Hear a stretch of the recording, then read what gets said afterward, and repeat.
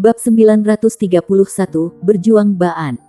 Saat ini, Tang Wulin ditutupi oleh timbangan emas. Cakar naga emas menonjol dari tangannya. 4 lingkaran cincin emas bangkit dari bawah kakinya dan berputar dengan ritme di sekelilingnya. Ini, keemasan, cincin jiwa.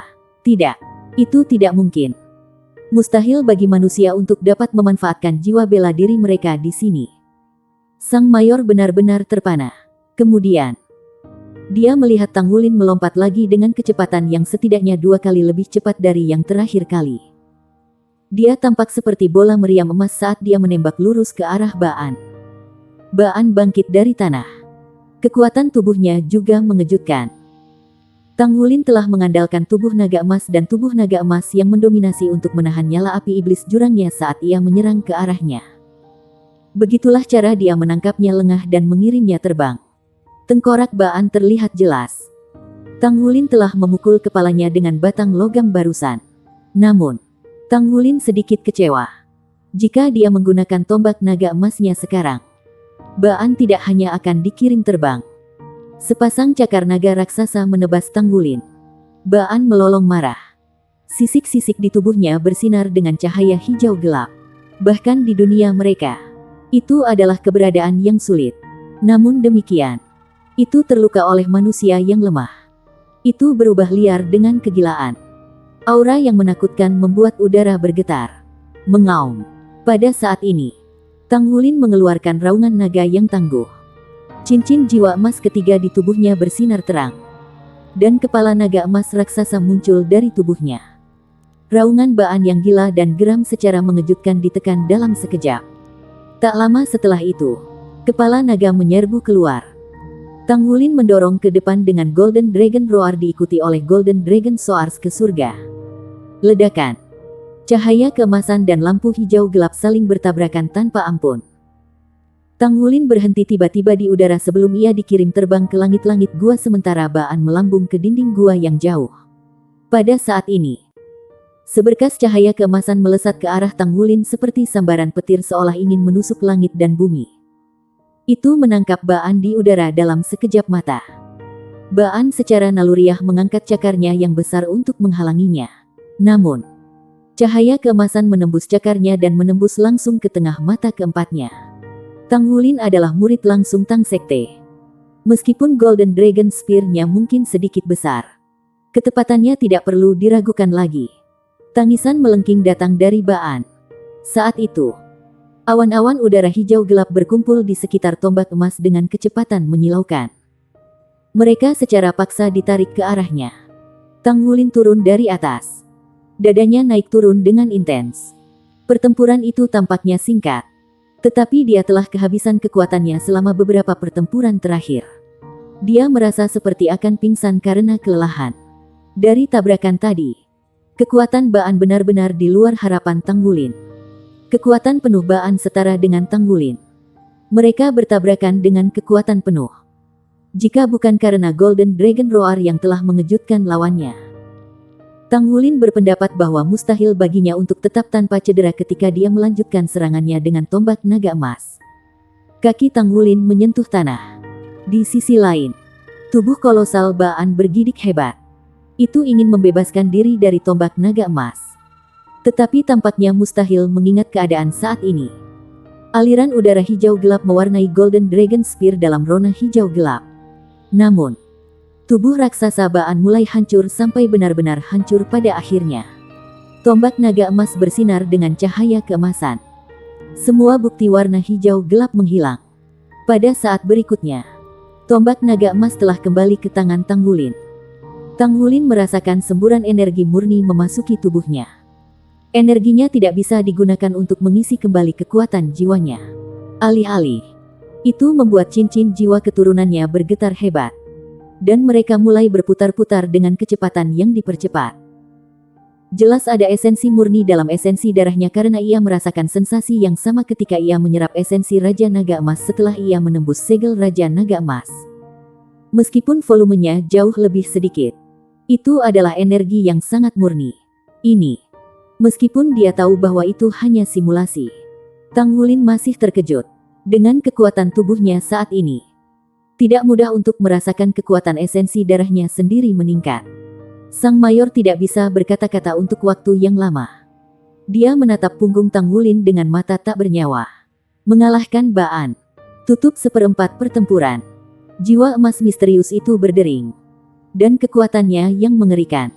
Apakah orang ini benar-benar manusia? Pada saat ini, sosok hijau gelap lainnya keluar dari bukaan tengah dan menggantung di udara. Tang Wulin sedikit mengernyit. Sepertinya tidak ada akhirnya. Namun, dia sekarang percaya diri. Umpan balik Golden Dragon Spear telah langsung memulihkan kekuatan esensi darahnya ke kondisi puncaknya.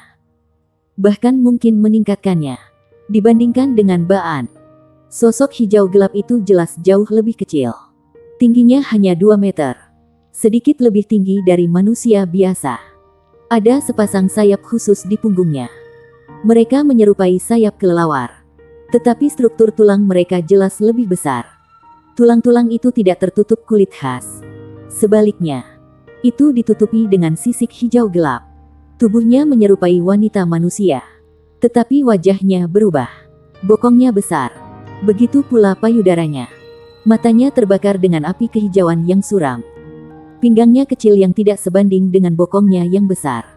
Paku tajam menutupi tangan dan kakinya. Tang Wulin menyipitkan matanya sedikit. Dia tidak merasakan ancaman apapun dari monster itu. Namun, di kedalaman pikirannya dari bagian terdalam dari garis keturunannya, dia merasakan ketakutan yang tak bisa dijelaskan mengalir dalam dirinya. Mungkinkah makhluk humanoid ini lebih menakutkan daripada Baan sebelum dia? Ketika makhluk ini muncul, ekspresi sang mayor berubah drastis. Ketakutan tertulis di seluruh wajahnya. Keterkejutan yang dia rasakan dari penampilan Tang Wulin tentang kekuatannya ditekan seketika ini. Saat ini, hanya ketakutan yang tersisa di hatinya. Mo Mei, mati, manusia. Suara dingin Mo Mei bergema di kedalaman jiwa Tang Wulin. Sebuah pola cahaya muncul di depannya saat mendengar suaranya. Tak lama setelah itu, Tang Wulin merasakan tubuhnya tegang. Energi hidupnya habis pada tingkat yang mengkhawatirkan.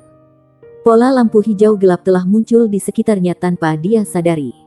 Itu dengan cepat meresap ke dalam tubuhnya. Kemampuan tipe kutukan. Di Douluo Benua, hanya tuan jiwa jahat yang memiliki keterampilan jiwa yang sama. Namun, makhluk yang oleh mayor ini disebut Mo Mei itu jelas bukan master jiwa jahat. Tang Wulin mendengus. Pusaran garis keturunan dalam dirinya berputar dengan liar. Ketekunan dalam lubuk hatinya bersatu dengan kekuatan rohaninya. Beberapa saat kemudian, lingkaran cahaya keemasan muncul dari tubuhnya. Permata 7 warna di pergelangan tangannya bersinar. Pikiran yang mendominasi muncul darinya. Mo Mei mendengus. Api hijau menakutkan di matanya berkedip intens. Detik berikutnya, Tang Wulin keluar dengan kecepatan kilat. Dia memegang tombak naga emasnya dan melepaskan diri dari kutukannya secara paksa. Pada saat itu, dia menagih tepat ke arahnya. Mo Mei mengepakkan sayapnya di belakangnya. Dia telah menghasilkan senjata yang tampak aneh, yang menyerupai tulang atau pisau pertempuran.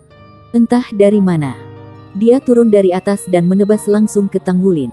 Ledakan. Keduanya bertabrakan. Tang Wulin dengan kasar terlempar ke tanah dari udara.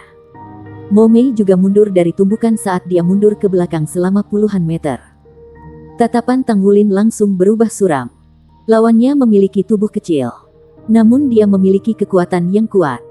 Faktor yang lebih penting adalah dia tidak memahaminya. Detik berikutnya, saat Mo Mei mundur ke belakang, tubuhnya tiba-tiba menyala dengan cahaya. Sayap di belakangnya mengepak sekali lagi. Dan dia muncul di hadapan Tang Wulin secara instan. Bab 932, Perisai Manusia. Itu benar-benar secepat kilat. Pisau aneh di tangannya langsung menebas pundak Tang Wulin. Tang Wulin tidak pernah menyangka dia memiliki kecepatan yang mirip dengan teleportasi. Bahkan jika dia telah meramalkan ini, sudah terlambat untuk menghindari serangannya sekarang. Pada saat ini, Tang Wulin membuat satu-satunya pilihan yang tersedia baginya. Dia tidak berusaha menghindar. Dia juga tidak melakukan gerakan defensif. Dia menggaruk dada lawannya dengan tangan kirinya. Dia mengayunkan tangan kanannya dengan berani. Cakar naga emas nirvana. Dia menyerahkan tombak naga emas. Itu jatuh dan dia menangkapnya dengan kaki kanannya. Kedua belah pihak menderita kerugian. Tang Wulin cukup percaya diri dalam kekuatan pertahanannya sendiri dan kemampuan pemulihan. Dia harus menyerang kelemahan musuhnya. Mo Mei mendengus dengan jijik. Pisau panjang di tangannya membawa rantai bayangan. Gerakannya cepat. Sebelum tangan Tang Wulin bisa meraihnya, bilahnya telah menebas pundaknya tanpa ampun. Hus! Darah terciprat. Tang Wulin merasakan tulang belikat kirinya hancur oleh kekuatan besar yang menakutkan. Namun, pada saat ini, tubuhnya yang ulet mengungkapkan kualitasnya. Meskipun dia tidak bisa menggunakan keterampilan jiwanya, kekuatan pertahanan torso bone dari Mountain Dragon King masih efektif. Ketika tulang selangka dan tulang belikatnya hancur, tulang-tulangnya tertarik untuk secara paksa menjepit pisau pertempuran musuhnya. Pisau pertempuran memancarkan energi yang dipenuhi dengan keputusasaan dan kehancuran. Karena Tang Wulin telah menjalani pelatihan Pulau Iblis, energi penghancuran tubuhnya jauh lebih murni daripada pisau. Karenanya, dia tidak terlalu terpengaruh olehnya. Tangan kirinya tidak berhasil mencapai musuhnya. Namun demikian, tangan kanannya tetap pada jalur ketika cakar naga emas Nirvana berjalan menuju sasarannya. Mo Mei sangat percaya diri dengan kecepatannya sendiri. Namun, dia tidak mengira serangan cakar Tang Wulin mencakup area seluas 10 meter persegi. 5 garis cahaya keemasan gelap melintas. Mo Mei sudah mundur lebih dari 20 meter. Tapi dia masih terbentur oleh cahaya keemasan. Tepat sebelum dia dipukul, dia tiba-tiba mendekatkan sayapnya ke dirinya sendiri. Ledakan. Seperti bola meriam, Mo Mei menembak ke arah dinding batu yang jauh yang berjarak 100 meter. Salah satu sayapnya terkoyak oleh naga emas Nirvana Claw dan akhirnya melayang di udara. Tang Wulin menanggung rasa sakit hebat dari bahunya. Dia melemparkan tombak naga emas dengan kaki kanannya dan itu terbang ke arah Mo Mei secepat kilat. Dia tidak punya kesempatan untuk mengambil kesempatan itu. Begitu kakinya menyentuh tanah, dia berbalik dan mulai berlari. Dia berlari menuju Mayor dengan langkah tercepatnya. Kecepatan Mo Mei terlalu cepat baginya. Dia hanya bisa melindungi Mayor sementara dia berada dalam jarak tertentu dari Mayor. Lampu hijau gelap menyala. Setelah Mo Mei menabrak dinding batu, dia meluncur ke tanah tepat sebelum tombak naga emas mencapainya. Dia jelas menderita kerusakan besar juga. Dia tidak hanya kehilangan sayap, ada juga 5 luka dalam di tubuhnya. Luka-lukanya menggeliat keras untuk menutup. Tetapi ujung tajam dari cakar naga emas Nirvana telah merobek tubuhnya dengan kejam. Petak-petak cairan hijau gelap mengalir di tubuhnya. Ketika mereka menetes ke tanah, mereka segera berubah menjadi gas hijau pekat dan gelap yang menyebar kemana-mana. Manusia, jiwamu akan menderita siksaan abadi di jurang yang dalam. Suara Mo Mei terdengar di kepala Tang Wulin lagi. Pada saat ini, Tang Wulin sudah bersama Mayor, dan dia telah melepas pisau perang dari bahunya. Dia menyegel pembuluh darahnya agar tidak kehilangan terlalu banyak darah. Meskipun kulit Tang Wulin berubah pucat, ia tidak menunjukkan tanda-tanda rasa sakit di wajahnya. Kegigihan selalu menjadi keahliannya. Cahaya keemasan menyala dan tombak naga emas ada di genggamannya. Tang Wulin mengambil napas dalam-dalam saat ia memediasi pusaran esensi darah dalam dirinya. Kekuatan esensi darah padat melonjak ke arah lukanya. Dia membawa tombak dengan tangan kirinya sementara dia mendorong bahunya dengan tangan kanannya untuk meluruskan tulangnya. Sang Mayor berdiri di belakangnya. Dia bisa mendengar suara retak tulangnya yang bergeser. Namun, Tang Wulin bahkan tidak bergidik sekalipun. Dia memiliki wasiat yang sekuat besi. Ah, sudah selesai. Itu seharusnya sudah selesai. Sang Mayor mencari sesuatu dengan panik pada dirinya sendiri. Pada saat ini, Mo Mei yang jauh tiba-tiba bergerak. Dia bergoyang dan langsung terbelah menjadi 2. Dari celah di gua, lampu hijau gelap yang tak terhitung jumlahnya muncul dengan liar dan memasuki tubuhnya. Sayapnya yang patah telah tumbuh kembali. Dengan kecepatannya yang menakutkan, dia muncul di samping Tang Wulin dalam sekejap mata. 2 tubuhnya yang terbelah meremasnya. Setengah bagian kiri tubuhnya yang terbelah memegang pisau pertempuran lain yang muncul dari udara tipis dan menebas pundak Tang Wulin lagi. Setengah kanannya tiba-tiba berhenti di udara. Tanda muncul sekali lagi. Namun, Kali ini, mereka tidak ditujukan pada Tang Wulin, tetapi pada mayor di belakangnya. Mo Mei terlalu cepat, entah itu kecepatan, kekuatan, atau kutukannya yang menakutkan. Mereka sangat mengejutkannya. Semuanya terjadi dalam sekejap mata. Tang Wulin bahkan tidak punya waktu untuk berpikir. Dia hanya bisa mengelola keputusan sepersekian detik. Dia tidak peduli tentang Mo Mei yang datang padanya dari kiri. Tang Wulin berbalik seketika.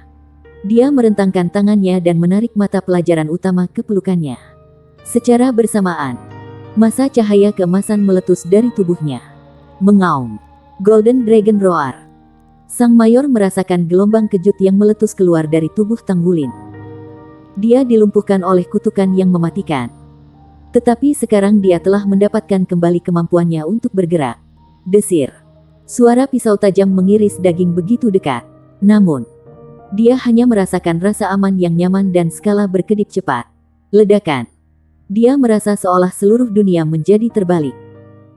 Sang mayor samar-samar bisa melihat Tang Wulin menyapu tombak naga emasnya secara horizontal untuk menghancurkan kedua Mo Mei sampai mereka terhuyung dari dampaknya. Raungan naga emas masih bergema di udara. Sementara pada saat yang sama, dia melihat lengan emas yang cemerlang jatuh ke tanah. Dia secara naluriah menutup matanya dengan sekuat tenaga. Secara bersamaan, dia menekan tombol instrumen yang akhirnya dia temukan. Segala sesuatu di sekitar mereka terdistorsi. Hanya melolong Mo Mei bergema di telinga mereka. Begitu mereka menghilang, hanya ada 2 tetes air mata yang jatuh di tanah.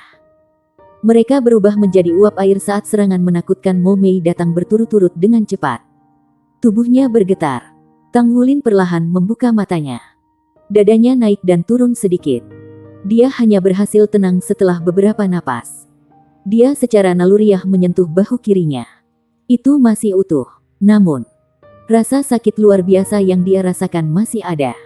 Itu terlalu nyata. Dia menghela nafas dalam hati. Jika dia tidak harus melindungi mayor, dia masih akan memiliki pertarungan tersisa di dalam dirinya. Jika dia menikam Mo Mei dengan tombak naga emasnya, dia akan memiliki kesempatan untuk mengubah kekalahan menjadi kemenangan. Namun, Mo Mei benar-benar kuat. Dia tidak tahu bagaimana tentara Dewa Darah telah mengembangkan monster seperti itu demi penilaian. Penutup kaca terbuka, dan semua peralatan pengikat di tubuh Tang Wulin dilepaskan. Dia melenturkan bahunya dan berjalan keluar dari bawah penutup kaca. Sang mayor di sampingnya belum bangun. Melalui penutup kaca, dia bisa melihat alisnya dirajut rapat seolah-olah dia berada di bawah rasa sakit luar biasa. Tiba-tiba, tubuhnya bergetar hebat. Lalu dia tenang. Apakah itu pertanda kesadarannya pulih kembali? Tang Wulin dapat menentukan dari aura mayor bahwa ia harus memiliki basis budidaya sekitar 5 cincin dalam hal kekuatan jiwa saja. Meskipun dia tidak tahu asal-usulnya. Pada usianya sekitar 26, dia sangat luar biasa telah mencapai kekuatan jiwa dari peringkat seperti itu.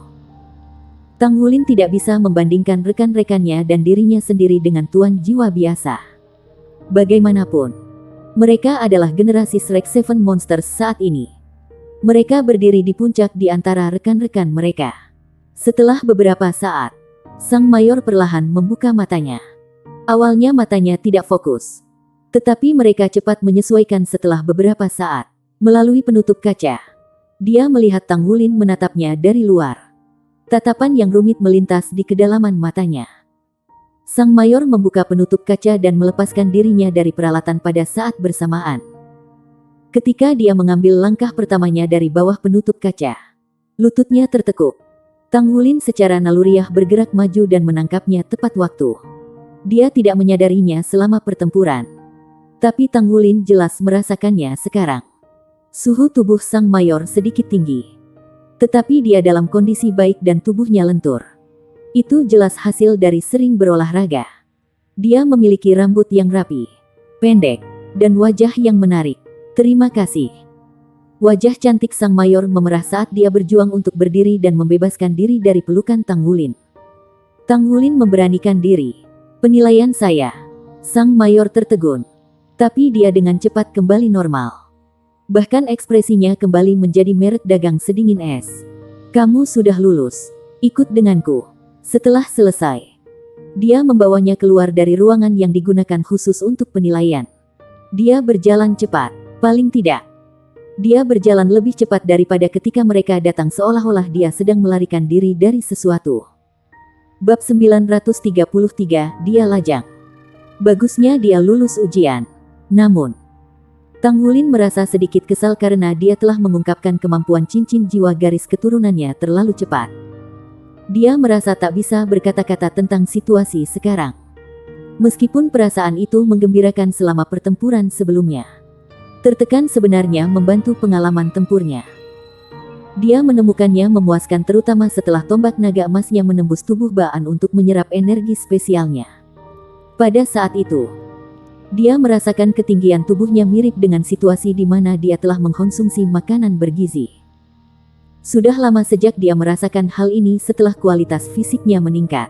Sayangnya, itu hanya simulasi. Akan menyenangkan memiliki makhluk seperti ini di dunia nyata. Dia kemudian akan menemukan cara untuk terus meningkatkan kekuatan tubuhnya. Dia mengingat kembali pertempuran sebelumnya dan menganalisis pelajaran dan pengalaman yang didapat saat dia mengikuti di belakang Sang Mayor. Mereka melewati barak. Segera, Sang Mayor membawanya kembali ke tempat dia berada pada awalnya.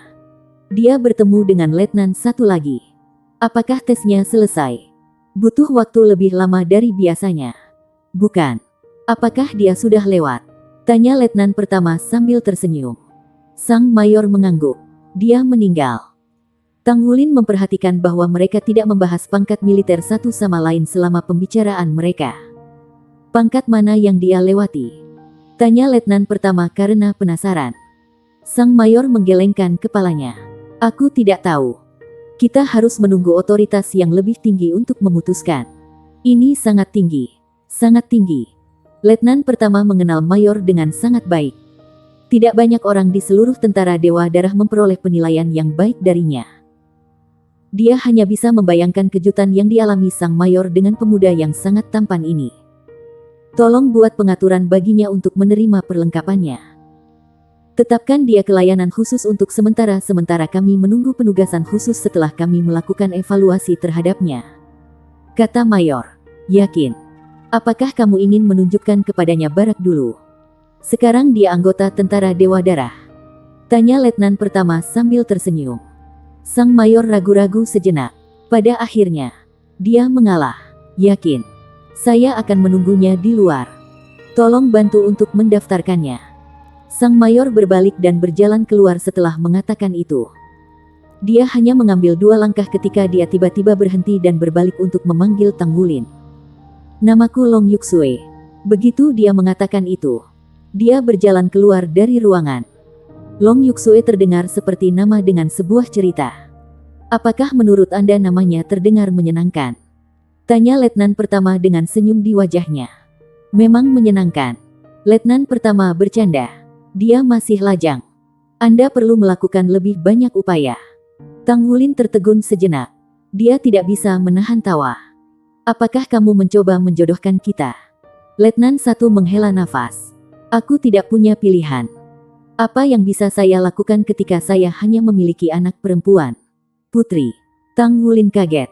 Long Yuxue Mayor tampak berbeda sekarang. Sangat berbeda dengan orang yang ditemuinya sebelumnya. Dia terlihat seperti ayahnya. Saya yakin Anda merasakan bahwa hubungan kami sebelumnya agak aneh. Ini sebenarnya cukup normal. Kami berada di barak. Jadi kami berbicara satu sama lain dengan pangkat militer kami selama jam kerja. Di sisi lain, dia adalah putriku secara alami selama masa istirahat. Baiklah. Kami akan mendaftarkan Anda sekarang. Informasi pribadi Anda telah diperoleh dari surat rekomendasi dan dimasukkan ke dalam sistem. Tang Wulin dari Shrek Academy. Seorang siswa pengadilan negeri. Apakah itu benar? Ya. Tang Wulin mengangguk. Letnan pertama berbicara. Umur 21 tahun. Apa basis budidaya kekuatan jiwa Anda?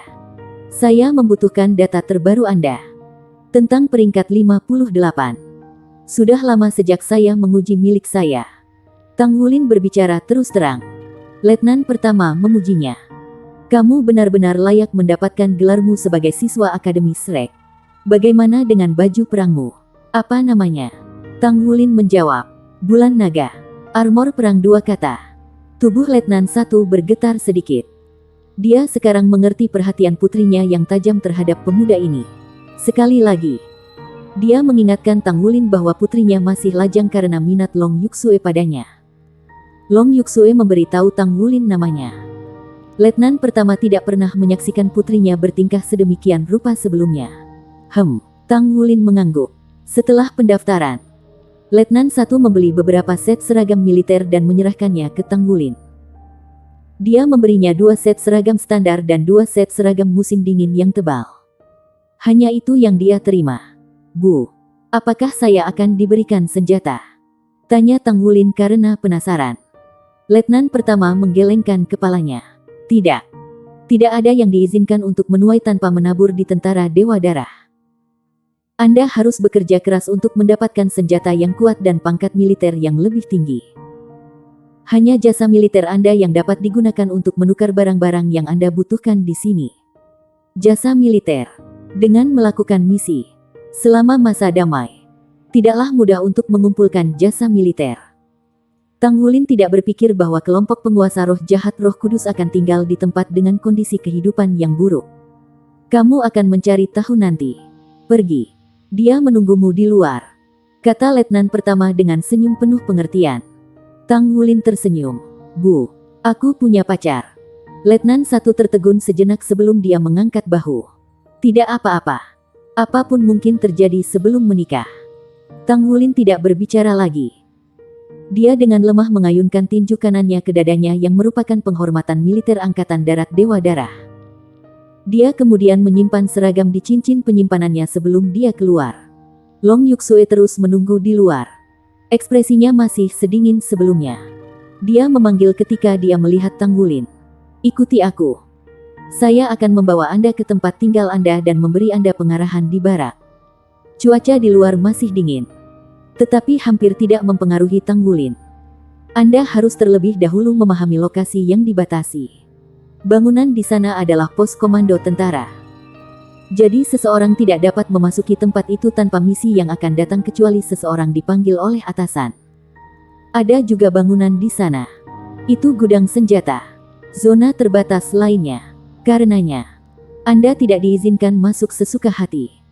Ini adalah barak dan itulah area pelatihan di sana. Biasanya, ini juga merupakan lokasi dengan kebanyakan orang. Ini dilengkapi dengan semua jenis perangkat pelatihan paling canggih dari federasi. Anda diizinkan pergi ke sana dan menggunakannya kapan saja. Namun, Anda harus mengenakan seragam militer Anda yang memiliki tag identitas Anda. Tanpa seragam militer Anda, sulit untuk pergi kemanapun. Long Yuksue menjelaskan situasi di barak ke Tang Wulin secara rinci. Bu, saya punya pertanyaan. Apakah saya diizinkan meninggalkan barak sesuka hati? Tanya Tang Wulin. Long Yuksue berhenti berjalan. Tinggalkan barak.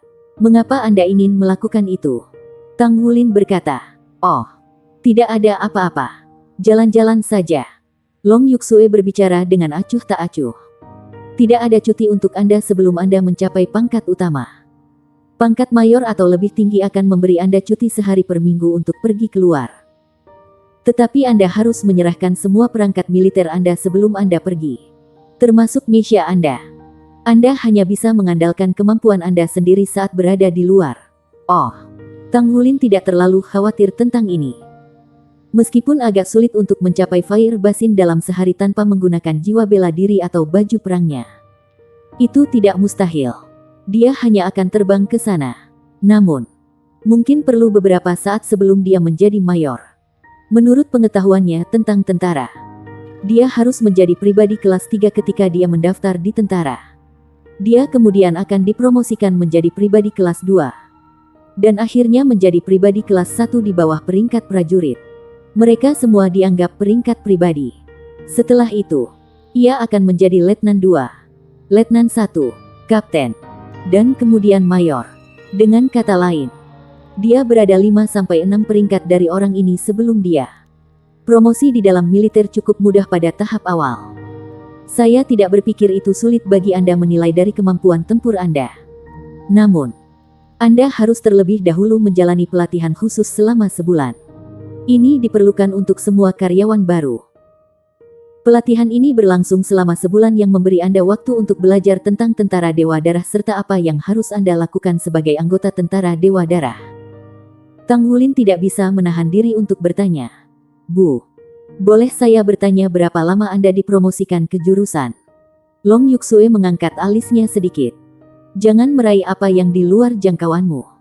Saya pikir Anda bisa melakukannya lebih cepat dari saya. Tapi ingat untuk tidak diterima oleh keserakahan.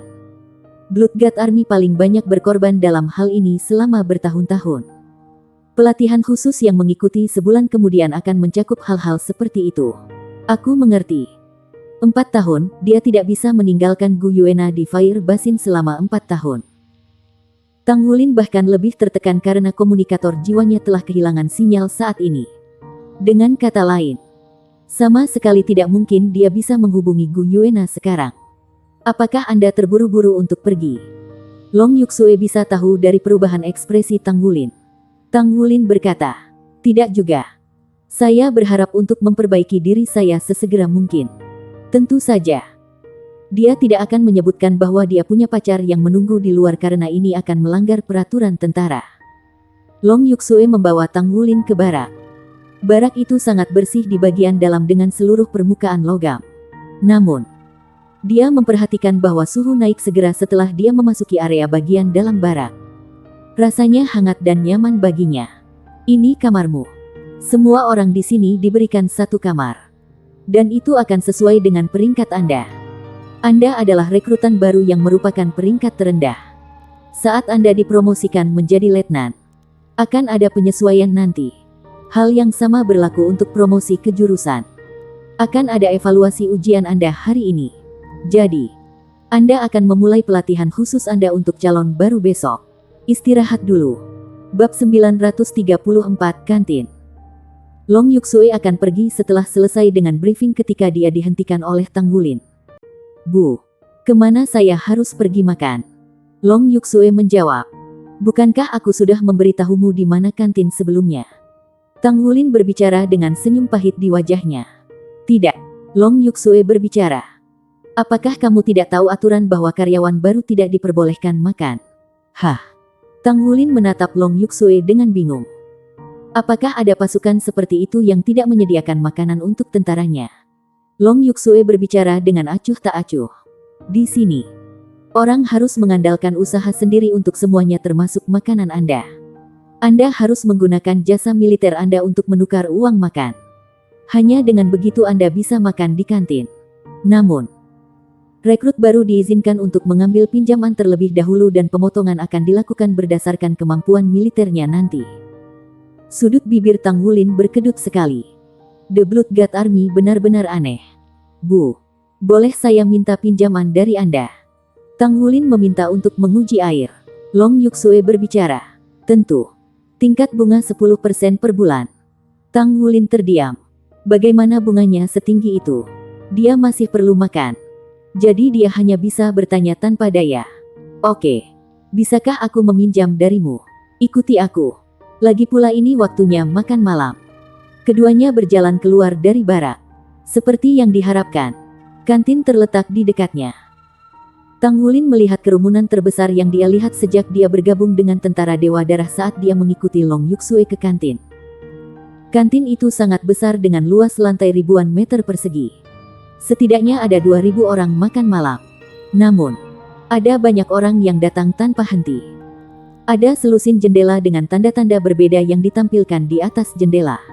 Signage diberi nomor 1, 2, 3, 4, dan seterusnya. Long Yuksue menjelaskan kepada Tang Wulin.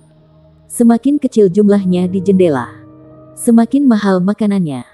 Tetapi juga lebih bergizi dan bermanfaat bagi tubuh. Tang Wulin merenungkan betapa miripnya dengan aturan akademi. Namun, dia tidak terlalu memperhatikan di masa lalu meskipun nafsu makannya yang rakus. Dia akan makan di jendela mana saja yang menyediakan makanan yang cukup. Dia tidak menyangka bahwa tentara tidak menyediakan makanan untuk tentaranya. Jadi, beruntung baginya bahwa ia tidak perlu makan sebanyak sekarang. Long Yuksue membawa Tang Wulin ke jendela nomor 6 dan bergabung dengan antrian. Tang Wulin menyadari bahwa semakin kecil nomor di jendela, semakin pendek antriannya. Tidak ada yang mengantri di jendela bernomor 1, 2 dan 3. Ada sejumlah besar perwira berpangkat letnan di kantin. Di sisi lain, tidak ada hadiah pribadi. Adapun Tang Wulin sendiri, dia belum berganti ke seragam militernya. Dia memiliki Long Yuksue di sisinya. Jadi identitasnya tidak menjadi masalah. Sebagai seorang pecinta makanan sejak muda, Tang Wulin sebenarnya ingin memeriksa makanan yang disediakan di 3 jendela pertama. Tetapi ia terlalu malu untuk melakukannya. Tang Wulin bertanya Long Yuksue dengan lembut saat mereka sedang mengantri. "Bu, apakah ada kebutuhan untuk pandai besi di pasukan kita?" Long Yuksue menatapnya tajam. "Tentu saja. Kita membutuhkan pandai besi untuk memperbaiki mekanisme kita." "Mengapa? Apakah Anda seorang pandai besi?" Tang Wulin mengangguk dan berbicara. "Ya, saya pandai besi. Apakah saya bisa mendapatkan pahala militer dengan menempa?" Long Yuksue menjawab. "Kamu bisa melakukan itu tetapi kamu akan mendapat lebih sedikit pahala." "Cukup untuk makan?" tanya Tang Wulin lagi. Long Yuksue berbicara. "Apakah Anda benar-benar khawatir tidak punya cukup makanan? Saya pikir saya baru saja memberi Anda pinjaman. Anda dapat membayar saya ketika Anda mengumpulkan pahala militer Anda nanti." Tang Wulin tidak menjelaskan lebih lanjut karena dia tidak bisa mengatakan bahwa dia ingin makan makanan yang lebih baik. Dia mengangguk. "Yuksue." Sebuah suara yang menyenangkan terdengar pada saat ini. Tang Wulin tanpa sadar memandang ke arah dari mana suara itu berasal. Seorang perwira militer wanita dengan rambut dikuncir datang berjalan ke sisi mereka. Dia adalah seorang kapten yang mengenakan seragam militer yang disetrika dengan baik yang melengkapi penampilannya sehingga dia tampak gagah dan gagah seperti laki-laki. Dia hanya seindah Long Yuksue, tetapi rahangnya kurang jelas. Sepasang matanya yang besar berkilauan karena nakal. "Kiyue." Bibir Long Yuksue berubah menjadi senyum yang jarang terlihat ketika dia melihat kapten. Tatapan Jiang Kiyue jatuh pada Tang Wulin karena penasaran. "Baju biasa. Apakah dia baru?" "Dia terlihat agak tampan." "Bukan." Long Yuksue mengangguk. "Baru saja tiba hari ini dan lulus ujian. Saya membawanya ke sini untuk makan." Jiang Kiyue tersenyum dan berbicara. "Kamu orang yang baik hati. Saya yakin Anda memberikan pinjaman dengan bunga rendah lagi." "Bukan. Saya telah memberitahu Anda bahwa semua orang akan mengeluh jika Anda terus melanggar aturan. Bunga bulanan setiap orang adalah 100%. Sedangkan bunga Anda hanya 30%. Yang lain tidak akan tahan dengan itu jika bukan kamu. Bunga bulanan 100%. Tang Wulin membelalakkan matanya ketika dia mendengarnya. Selain itu, Long Yuksue meminjamkannya pada tingkat yang bahkan tidak 30%.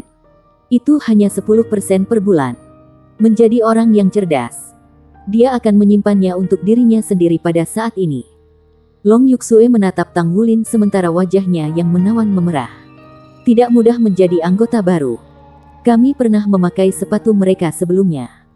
Jadi kami harus membantu kapanpun kami bisa." Jiang Kiyue menoleh ke samping dan melihat ke arah Tang Wulin. Senyumnya menggoda genit dengan cara yang jelas. "Bocah tampan. Nama saya Jiang Kiyue. Apa milikmu?" "Tang Wulin." Jawab Tang Wulin dengan senyum di wajahnya. Senyumnya lembut namun sempurna. Sepasang matanya yang besar dan cerah jernih seolah-olah dia bisa menerangi seluruh dunia. Jiang Kiyue linglung sejenak saat dia melihat senyumnya. Dia menangis di dalam hatinya. Dia sangat tampan. Bloodguard Army memiliki jumlah pria tampan tertinggi di antara semua pasukan. Dia sudah terbiasa melihat pria tampan. Namun orang di depannya sepertinya membuat orang lain pucat dibandingkan. Dia tidak berhasil menemukan kesalahan pada Tang Wulin meskipun dia memiliki perilaku yang cerdik dalam memilih lelaki. Ini belum pernah terjadi padanya sebelumnya. Dia memiringkan kepalanya dan melihat ke arah Long Yuksue. "Ini sangat menarik. Bagaimana hasil tesnya?" Long Yuksue menatapnya tajam. "Aku tidak tahu." Jiang Kiyue berbicara dengan takjub. "Kamu membawanya ke sini untuk makan. Jadi seharusnya kamu yang membawanya juga untuk ujian, kan? Bagaimana mungkin kamu tidak tahu?" Long Yuksue berbicara. "Otoritas yang lebih tinggi akan mengevaluasi hasilnya. Saya tidak diizinkan memberi skor." Jiang Qiue tercengang. Apakah itu sangat mengesankan? Long Yuxue menjawab. Lebih mengesankan daripada yang Anda pikirkan. Jiang Qiue hendak mengatakan sesuatu ketika suara keras dan jelas datang dari belakang. Aku tidak percaya itu. Mereka bertiga berbalik dan menemukan seorang perwira tinggi jantan kekar di belakang mereka. Orang itu memiliki fitur wajah yang mirip dengan Jiang Qiue. Dia memiliki sosok yang sangat berotot tetapi hanya sedikit lebih pendek dari Tang Wulin. Otot-otot yang menggembung di lengannya tampak menakutkan. Tang Wulin sudah dianggap kokoh. Namun orang ini bahkan lebih mengesankan. Saudaraku, Jiang Qiue memanggil. Lalu melingkarkan lengannya di lengan senior secara spontan dengan ekspresi centil di wajahnya. Tang Wulin memperhatikan pangkat letnan kolonel di pundak orang ini. Long Yuxue mengangguk sebagai salam. Apa yang tidak kamu percayai? Tatapan letnan kolonel itu jelas terbakar saat dia memandangnya. Saya tidak percaya bahwa dia bisa begitu mengesankan untuk dipuji oleh Yuxue. Aku ingin tahu peringkat mana yang akan dia dapatkan menurut pendapatmu. Kelas 2 pribadi. Long Yuxue menggelengkan kepalanya. Pribadi kelas 1. Itu tidak mungkin. Sang letnan kolonel berbicara dengan heran. Kau harus tahu betapa sulitnya bagi seorang rekrut baru untuk diperingkat sebagai seorang pribadi kelas 1. Kita semua sadar akan kesulitan untuk dipromosikan dalam pasukan Dewa Darah tanpa pamrih militer. Long Yuxue tampak enggan mengakuinya ketika dia berbalik dan melanjutkan antrian. Sang letnan kolonel tampak terbiasa dengan sikapnya. Dia berbalik dan melihat ke arah Tang Wulin. Wah!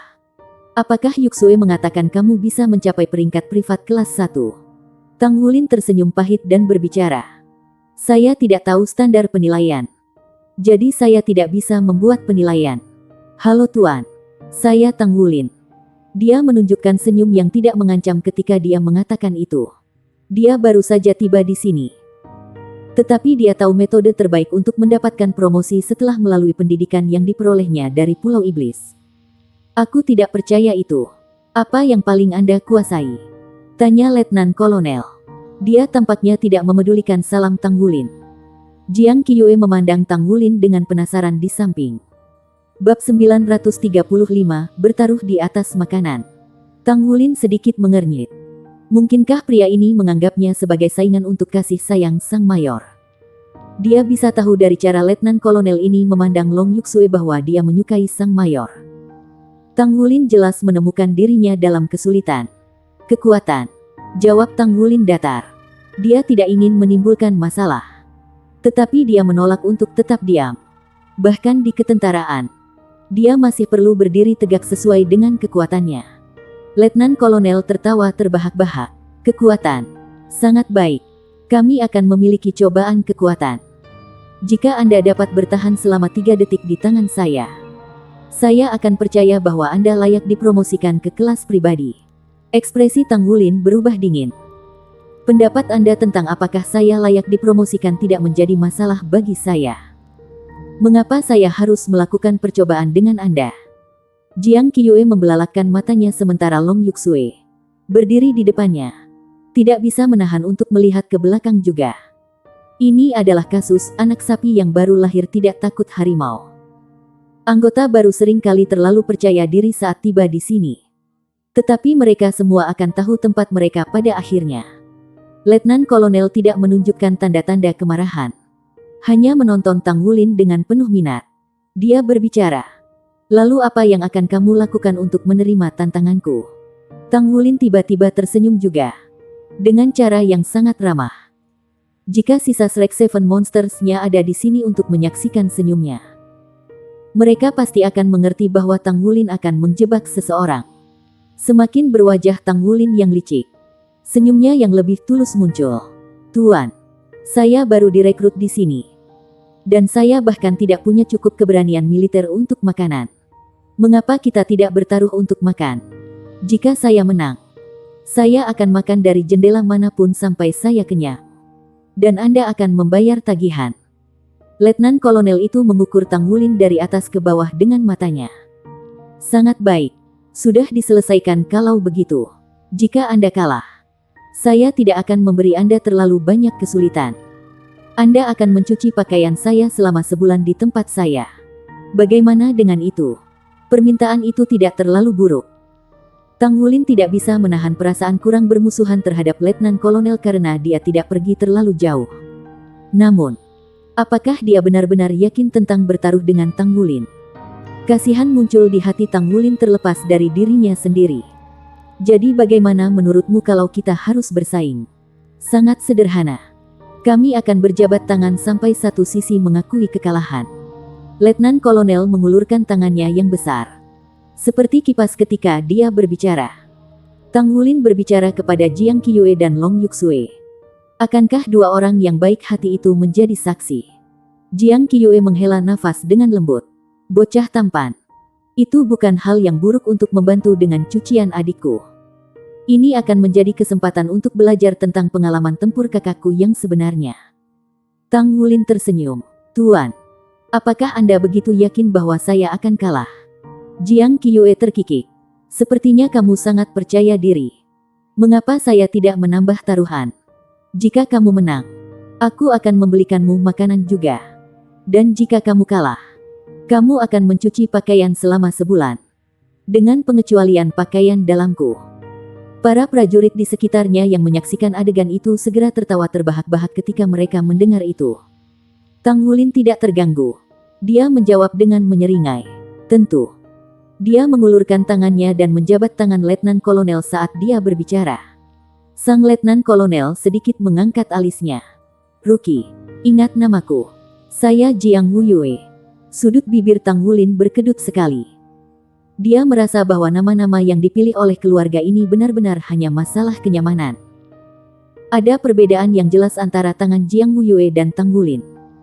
Panjang jari-jari dan telapak Tang Wulin masih memiliki sedikit keunggulan dalam situasi ini. Tetapi telapak tangan Jiang Wuyue sangat lebar dan tebal seperti cakar beruang. Ada perbedaan yang jelas antara telapak tangannya yang ramping, panjang dan adil. Kedua tangan saling berpegangan dengan cepat. Ini adalah konfrontasi dengan kekuatan murni. Tidak ada yang diizinkan untuk menggunakan kekuatan jiwa atau jiwa bela diri mereka. Oke. Jiang Qiue berbicara saat dia melompat dengan bersemangat di samping. Bibir Jiang Wuyue pecah menjadi senyum jahat ketika telapak tangannya mulai mengerahkan sedikit kekuatan. Sayang sekali ia tidak berhasil melihat tampang pucat yang melintas di mata Long Yuxue yang berdiri di samping. Tetap diam. Jiang Wuyue benar-benar layak atas reputasinya sebagai orang bodoh karena memiliki cobaan kekuatan dengan bocah ini yang mampu melawan Baan hanya dengan menggunakan kekuatan mentahnya. Tang Wulin juga tersenyum. Tetapi tangan kanannya memegang tangan Jiang Wuyue secara alami. Hah. Ekspresi wajah Jiang Wuyue mulai berubah satu saat kemudian. Dia merasa seolah-olah dia tidak memegang tangan tetapi sepotong logam langka yang sangat sulit. Telapak tangan dan ekspresi lawan tetap tidak berubah tidak peduli berapa banyak kekuatan yang dia berikan. Bocah itu adalah... Dia hanya menggunakan kekuatan fisiknya karena tidak ada fluktuasi kekuatan jiwa yang datang darinya. Mungkinkah kekuatan Toy Boy kecil itu? Pejuang tentara darah dewa yang mengejek bisa mengatakan bahwa ada sesuatu yang salah juga. 3 detik. Sudah 10 detik. Jiang Wuyue mengatakan bahwa Tang Wulin akan dianggap sebagai pemenang jika dia bisa bertahan selama 3 detik. Tuan, lihat, waktu sudah habis. Tang Wulin berbicara dengan ekspresi polos di wajahnya. Jiang Wuyue sedang keras kepala. Jadi dia mengerahkan semua kekuatannya ke tangan kanannya sementara ekspresi di wajahnya menjadi suram. Dia tidak bisa mempermalukan dirinya sendiri seperti ini di depan begitu banyak orang. Tang Wulin menghela nafas pelan. Dia telah merencanakan untuk memberikan Jiang Wuyue jalan keluar. Tetapi sepertinya pria di depannya masih menolak untuk berhenti. Tangan Tang Wulin akhirnya mulai bergeser saat 5 jari perlahan-lahan mengencang. Jiang Wuyue merasa seolah-olah ada lingkaran besi yang melilit telapak tangannya. Dia tidak bisa berbuat apa-apa ketika lingkaran itu semakin erat. Kekuatannya surut ketika dihadapkan dengan kekuatan lawannya. Seperti cabang mati mematahkan sebatang pohon. Rasa sakit yang intens mulai memancar dari tulangnya. Wajah Jiang Wuyue mulai memucat ketika dia menyadari bahwa anggota baru di depan matanya benar-benar melampaui kekuatannya. Sementara itu, dia tiba-tiba merasakan pegangan di tangannya melonggarkan. Telapak Tang Wulin kembali normal sementara Jiang Wuyue mengendalikan sarafnya saat tekanan diangkat. Dia bukan orang bodoh. Jadi dia segera mengerti niat lawan. Jiang Wuyue sedikit mengangkat alisnya saat dia memimpin untuk melonggarkan tangannya. Sangat baik. Kamu mampu menahan begitu lama di tanganku. Jadi kamu dianggap orang yang sangat potensial. Aku akan memberitahu para petinggi bahwa Batalion Tempur Close 1 membawa kamu. Dengan itu, dia mengangkat tangannya dan menamparkan pundak Tang Wulin 2 kali. Kedua tamparan itu benar-benar berat. Tetapi Tang Wulin menanggungnya dengan senyum di wajahnya. Terima kasih Pak. Jadi menurutmu apa yang harus aku makan hari ini? Tanya Tang Wulin. Jiang Wuyue melambaikan tangannya dengan murah hati. Ada yang kamu suka? Makanan di jendela dengan angka lebih rendah adalah yang terbaik. Saya sarankan Anda untuk mengambil dari jendela nomor 1. Saya mengakui kekalahan. Jiang Wuyue memiliki temperamen yang lugas dan santai. Selain itu, ia bahkan membantu menunjukkan jendela dengan makanan paling mahal untuk Tang Wulin. Ini memberi Tang Wulin kesan yang baik tentangnya. Terlepas dari semua itu, Tang Wulin selalu tanpa ampun ketika datang ke makanan. Sudah terlalu lama sejak terakhir kali dia makan enak karena dia sibuk bergegas dengan perjalanannya. Dia hanya bisa mengunyah ransum kering dan dingin. Terutama setelah memasuki pegunungan tanpa batas. Tes sebelumnya telah menghabiskan banyak kekuatan spiritualnya. Jika seseorang dapat menggunakan kata-kata untuk menggambarkan situasi Tang Wulin sekarang, maka kata, buas akan paling cocok untuknya. Tuan, saya tidak akan meminjam dari Anda lagi untuk hari ini. Terima kasih, Tuan. Tang Wulin berjalan ke jendela nomor 1 saat dia berbicara. Jiang Qiue memandang ke arah kakaknya dengan tatapan ingin tahu. Sisa prajurit yang menonton adegan itu secara bertahap bubar. Meskipun mereka ingin tahu tentang Tang Wulin, dia tidak lebih penting daripada makan selama waktu makan. Jiang Wuyue berbicara dengan senyum pahit di wajahnya. Bocah itu monster. Kekuatannya sangat tinggi. Dan dia lebih kuat dari saya. Itu tidak mungkin. Jiang Qiue melebarkan mulutnya karena terkejut. Aku masih ingat bahwa kekuatanmu sudah melebihi 30.000 kilogram selama tes kekuatan terakhirmu. Jangan bilang padaku bahwa kau bertingkah lebih baik sebelumnya. Bibir Jiang Wuyue berkedut sekali. Penyanya. Apakah Anda pikir saya tipe orang seperti itu? Namun, bocah itu cukup mengesankan. Dia akan melayani tujuannya sepenuhnya dalam batalion tempur tutup kita dengan kekuatan yang kuat. Jadi sudah diputuskan. Saya akan mencari otoritas yang lebih tinggi nanti. Dia milik dinas rahasia kami. Jangan Anda bahkan berani memikirkannya. Suara dingin Long Yuxue yang dingin melayang. Layanan rahasia. Jiang Wuyue berbicara dengan heran. Jadi kamu juga menginginkan bocah ini? Yuxue. Tetapi dinas rahasia Anda biasanya berfokus pada misi intelijen. Di mana serangan jarak jauh lebih penting daripada pertempuran jarak dekat. Apakah Anda pikir dia berguna untuk Anda? Long Yuxue tidak repot-repot menjelaskan. Tetapi dia menunjuk situasi di jendela nomor 1. Sepertinya tidak bagus untukmu. Jiang Wuyue menoleh ke samping dan melihat ke jendela dengan santai. Ekspresinya berubah tiba-tiba di saat berikutnya. Apakah bocah itu memiliki harapan kematian? Dia berjalan dengan langkah besar saat dia berbicara. Piring demi piring makanan terus-menerus dibawa keluar dari jendela kantin nomor 1. Sudah ada sederet piring yang diletakkan di peron di depan jendela dan staf masih membawa lebih banyak makanan keluar.